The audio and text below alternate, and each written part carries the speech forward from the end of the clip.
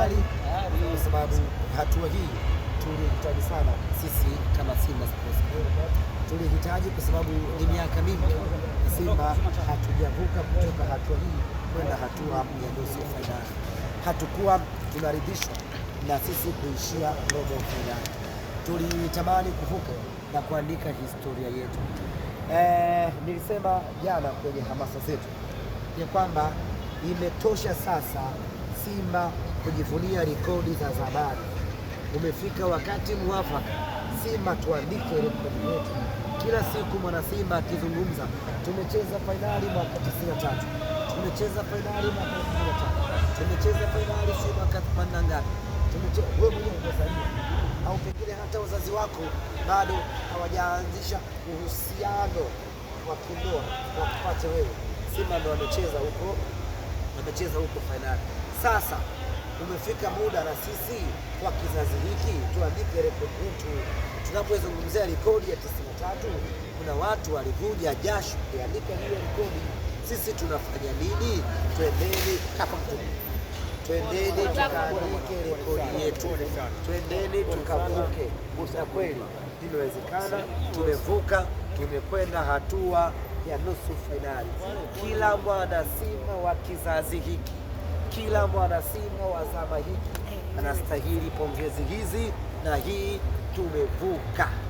Ahmed alianza kuzungumza na mashabiki kwamba baada ya kupoteza zile bao mbili ugenini, kama kuna watu wameikatia tamaa Simba. Leo licha ya hali ya hewa ya mvua, lakini mashabiki wamejitokeza kuja kuvuka pamoja na timu yao. Unawaambiaje mashabiki wao? Mimi niwapongeze. Hali ya hewa ilikuwa mbaya, lakini kama haitoshi siku ya kazi, lakini kama haitoshi tuko nyuma goli mbili. Kwa hiyo tulikuwa tuna negative nyingi kuelekea katika mchezo huu, lakini mashabiki wa Simba wakasema hatukati tamaa na timu yetu, na kweli wamekuja mechi. Wao ndio wametuvusha, wao ndio wameivusha Simba kwenda hatua ya nusu finali. Wanastahili pongezi, na hili limekwisha. Tumevuka, tunajipanga na nusu fainali. Walitamani kumuona Mukwala wao. Mukwala amefanya yake, wanamuona pia Mpanzu kwa yule ambaye anasema ndo anaingia taratibu kwenye timu. Anaingia taratibu ama ameshaingia huyu Mpanzu? Mpanzu bado yuko 60%. Anaendelea kujipata taratibu.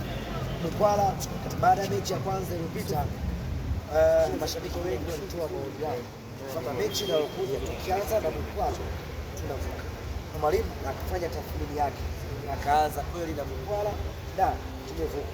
Amefunga goli zuri na la kusawazisha, lakini amefunga penalti nzuri na mnyama ameenda hatua ya nusu finali.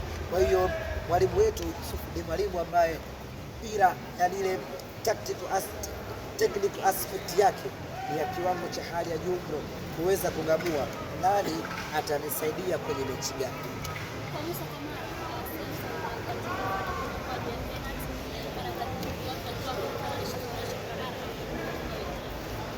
Kamara ametupeleka nusu finali, amecheza penalti mbili, mnyama amefuzu, ameonyesha kiwango cha hali ya juu mno.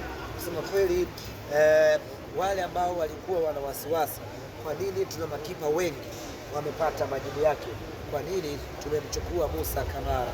Ametusaidia, ametuvusha, tumekwenda nusu finali.